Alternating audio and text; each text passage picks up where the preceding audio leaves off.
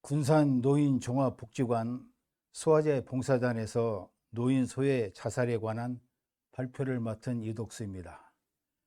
지금까지 여러 단원들이 노인 소외 자살의 원인과 대책에 대해 여러 차례 토론 과정을 통해 내세운 정책에 대해서 말씀드리겠습니다.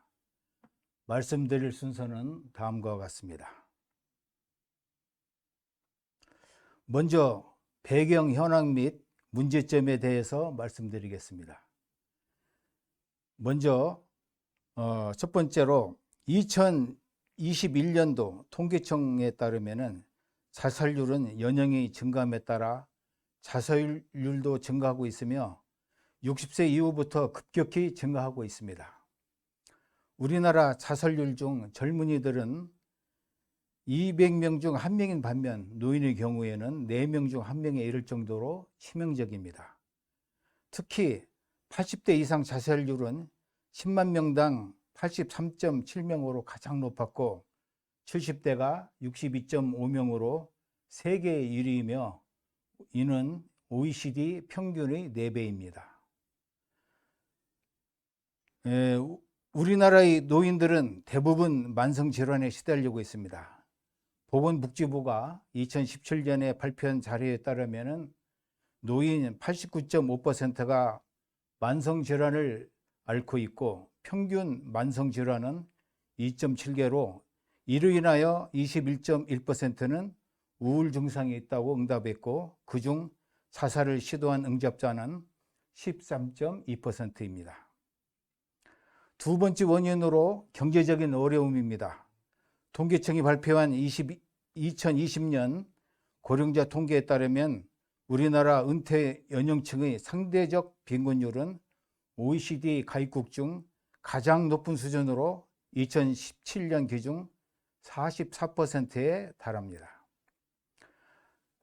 세 번째는 정서적 문제입니다. 자살의 원인은 절망감이고 희망이 보이지 않을 때 자살을 생각하게 됩니다. 더 살아서 무엇 하겠는가?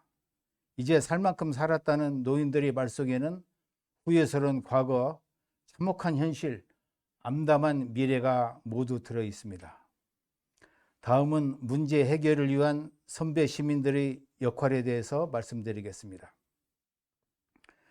자살하려는 마음을 감정이나 말, 행동으로 표현하는 어르신을 찾아 관심 보이기입니다. 자살 예방을 위한 다양한 의견을 제시하고 또 이를 통한 교류와 정보 제공을 하며 정서적 지원으로 집중 관리가 필요하기 때문입니다. 다음에는 개선 방향 및 정책 제안에 대해서 말씀드리겠습니다. 우울 진단 및 맞춤형 지원, 이것은 우울증 초기 검진의 체계 구축에 가는 겁니다. 현재 진행되고 있는 치매 검사와 우울증 검사를 병행하는 방안이 검토되어야 합니다.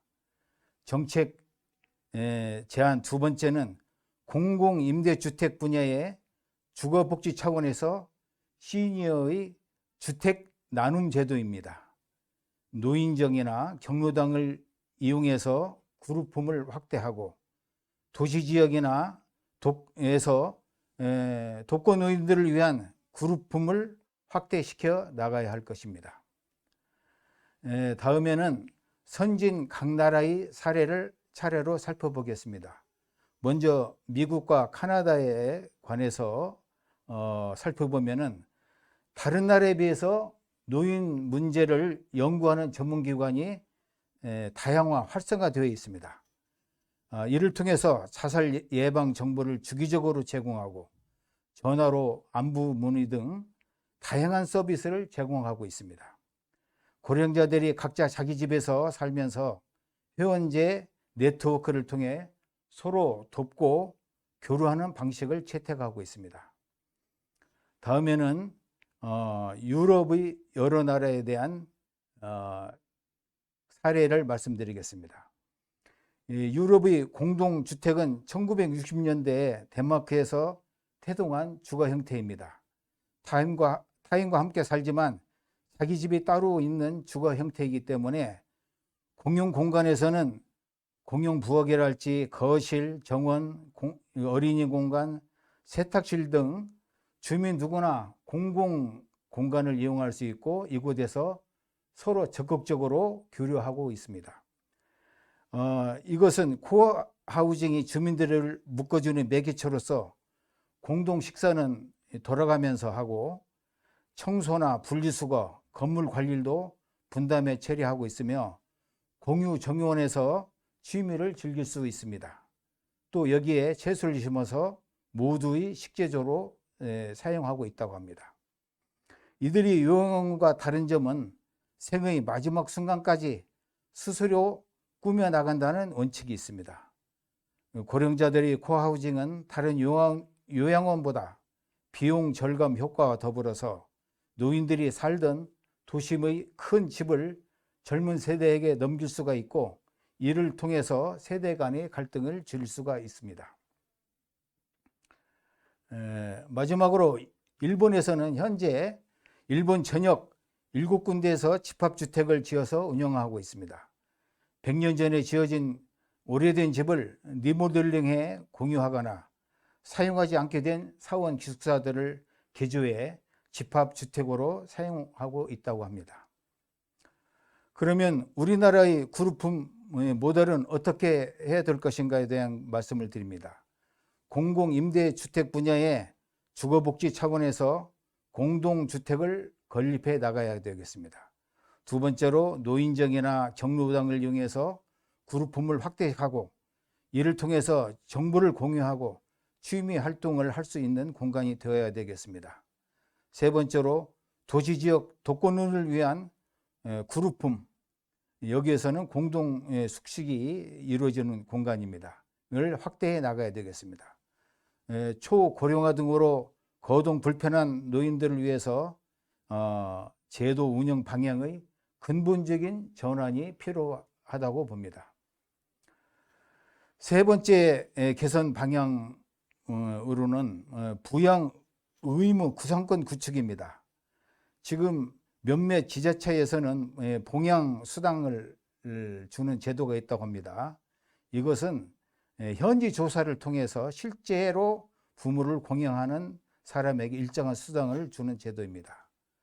우리나라에서 직장인에게 주는 그 세금 공제 혜택이랄지 노부모 수당을 직접 노부모의 통장에 지급을 한다면 뭔가 개선이 되지 않을까.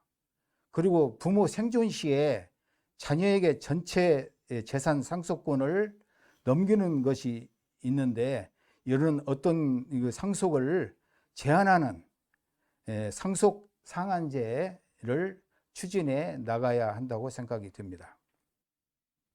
이로 인해 변화된 모습과 기대 효과에 대해서 말씀드리겠습니다. 그룹홈을 통해서 빈곤과 정서적 외로움으로 인한 자살률을 줄여나갈 수가 있고 사회적 관계의 상실감에서 오는 각종 문제와 아울러 보편적인 노인 문제를 해결함으로써 경제적 궁핍이나 각종 질병, 긴급 간호 문제, 정신적 고립감 등을 줄여서 자살률을 낮춤으로써 건강한 삶을 살아갈 수 있을 것입니다. 두 번째로 자살 예방 홍보 및 프로그램을 통해 건전한 생활을 할 수 있는 도움을 주게 될 것입니다. 행복은 지금부터입니다. 나 자신의 행복을 발견하는 모두가 되었으면 좋겠습니다. 끝까지 경청해 주셔서 감사합니다.